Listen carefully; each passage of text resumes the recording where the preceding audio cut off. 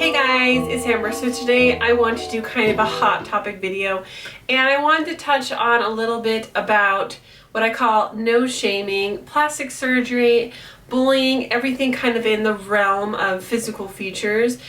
And I've been thinking about this video for quite a while, and especially since I did my nose contouring video. If you haven't seen it, I'll link it up above. It's one of my most popular videos, and I know a lot of you subscribed from that video, and so I just want to take a little minute to talk a little bit about noses and things, because my eyes have been opened so wide since I made that video, and I feel like there's a lot of thoughts that I wanted to share with you guys. First of all, I want to talk about nose shaming. Now, you're like, Amber, nose shaming is not a thing. Well, you know what? It honestly is a thing, because I love all the positive messages out there about body images and body shapes and sizes. And granted, everybody wants everyone to be healthy, but there's no one body type that is for everyone, and there's no one body type that means you're healthy. And body types can change so much with what you eat, how much you exercise, all those kind of things. But you know what? At the end of the day, there's like nothing that you have control over with your nose, other than contouring it maybe, or getting plastic surgery. This is the way that you were born. This is the way your genetics made you. So if it's not okay to shame somebody about their body size, which they may or may not be able to control, why is it okay for someone to go and attack someone or judge someone by the size or shape of their nose? Now, after making this video, I realized that my nose really isn't that bad. There are a lot of people who have much bigger noses than I do, have much larger bumps, have more things going on than I do. The reason why I made that nose contouring video is not necessarily that I think that my nose is this horrible, grotesque thing. It's that I don't see a lot of women with strong noses like I have on YouTube making videos about noses. All the girls that I see that are contouring noses usually have really small, slender noses, and they're showing you the typical two-line technique on how to contour your nose. And I just felt like there was this gap in the beauty community where no one was talking about this. And I'm like, I'm gonna talk about it. So after I made my nose contouring video, I cannot tell you how many emails and comments I received that really just touched me so much, because I realized how much people were struggling with their noses to the point that it was emotionally debilitating. I mean, they cannot get out of bed. They don't want to go to work. They don't have any friends because the way people have treated them, because of the things people have said to them. And guess what, guys? It's not okay. So I'm just here to tell you guys that if you are someone who picks apart someone because of physical features that they cannot control, then you need to stop it, because that is being a bully. And nobody likes bullying. Just as much as you don't want to get bullied for how tall you are, how much you weigh, you do not want to get bullied by how you look. And to bully someone for something that they honestly can't control without literally cutting their face with a knife is unacceptable. And I don't know why we live in a society where people feel like it's okay to call people names like shark or beak or whatever it is that you might have been called. That is not okay. And I want you to know that if you are watching this video and you have suffered with these kind of things, you are not alone. There are so many women and men out there who struggle with the fact that they feel less confident in themselves, in their job performance, in anything, in getting a date, in getting married, because of what people have said about the way they look. Now, a lot of people have asked me, Amber, how did you get to be so confident with your nose? And to be honest, it has been an evolving process for me. It has not always been something that's been easy for me. I remember when I was probably in junior high, I was in this I did a lot of musical theater, and I was in this small group where we were doing this one-act play kind of thing. And in this one-act play, we were going to go to Sesame Street, and I had been casted as Big Bird. Well, I'm 5'10". You know, I understand that I'm taller than most of the kids, so that might be a typical choice. Well, it was really, really not okay when some kid comes up to me and says, well, I know why they casted you as Big Bird. It's because you already have a beak. And then he had the audacity to point to his nose and go like this. As if I didn't already know that my nose is larger than normal. You need to make it your place in the world to point that out to me. Okay, as a 14-year-old girl, I literally ran to the bathroom, and I bawled my eyes out. And then my friend came in, or I don't remember who was that came in. Finally, I came out, and I wouldn't even talk to him. I wouldn't even look at him. And I went to the director and I said, I cannot play Big Bird. And she's like, why? I thought you'd be adorable. You're so fun and you're energetic. And I was like, no, I cannot. Like, I physically can't do it. So they ended up changing my part, and I don't even remember what I played. It would have been better if I could have done it. But the bottom line is I turned something down. I turned down a part in a play and took a very small, minuscule role because of what someone said about how I looked. Guys, this is happening everywhere. It's happening all around us.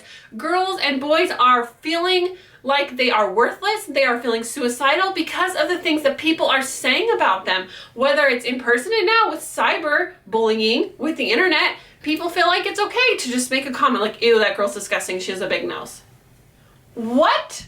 I don't understand. Like, you can obviously see I'm passionate about this because it is something that has affected my life so predominantly. When I was in junior high and high school, I could not wait. I could not wait for the day until I had enough money to get my nails done. I seriously could not wait. Now, I've had friends or family or people I've known closely that have gone in and gotten these procedures, and I can honestly say that if that is something that you feel good about, if it's something that makes you happy, then by all means, you need to do what makes you feel happy. But what I want to say is, don't ever do something permanent to your face because you think other people are going to like you more. That is not a good reason. Plastic surgery is something that is so personal, and it is something that you should do for yourself, not because your friends think you should do it, not because your boyfriend or girlfriend think you should do it. It is something that should be your decision and yours alone. Obviously, anytime you are going under the knife, that is taking a big risk.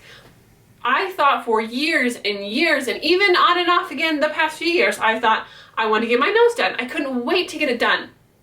But then as I stepped back and thought about it, what is it going to change about my life? I am happy. I have a wonderful husband. I have 2 beautiful kids.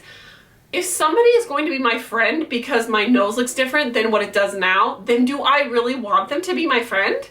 Like, honestly, I have realized that my self-worth is not tied to how I look. And that might seem very silly to come from a girl that makes beauty videos on YouTube and does hair and makeup for a living. Like, I've been in the hair and makeup industry for like 12 plus years. But at the end of the day, what makes me beautiful is not what's on my face. It's who I am. It's my personality. And doing my hair and my makeup is an expression of my personality, and it's expression of who I am, but it doesn't make me me. So if you're choosing to do plastic surgery, I think there are a lot of things to consider. And I don't have any advice because I haven't gone through plastic surgery myself. But about a month ago, I watched Dulcie Candy's video on her plastic surgery, and she got breast augmentation and she got rhinoplasty, and it was a very open and raw video, and I really appreciated her thoughts because she basically went on to say that she regretted getting her nose done. She just said that for her, she felt the pressure to be this perfection, and she changed a feature on her face that reminded her of her family heritage, and she regretted it. Now, do I think everyone who gets a nose job will regret it? No. I think there are some people who have very strong features that they feel like make their life miserable, then they're gonna feel much better having it done. But I do feel like there's people that fall into this trap of getting their nose done because everybody gets their nose done. Oh, I'm on YouTube and everybody gets their nose done, so I should get my nose done. But then I have to ask myself, do I want the kind of subscribers that are going to subscribe to me only because I'm more beautiful and I have a more small nose in the worldly perspective? Or do I want the kind of subscribers that are going to subscribe to me no matter what because they like me and they like the information I have to share?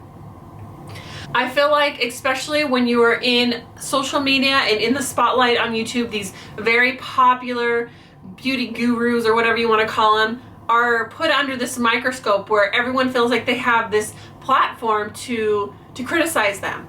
And they knit and they pick apart all these little things that they feel like are wrong with them. And so at the end of the day, when the camera shuts off and the makeup comes off and the lights go down, you're looking in the mirror and thinking, is what they say true? Am I horrible? Am I fat? Am I ugly? Do I have an enormous nose? Do I have buck teeth?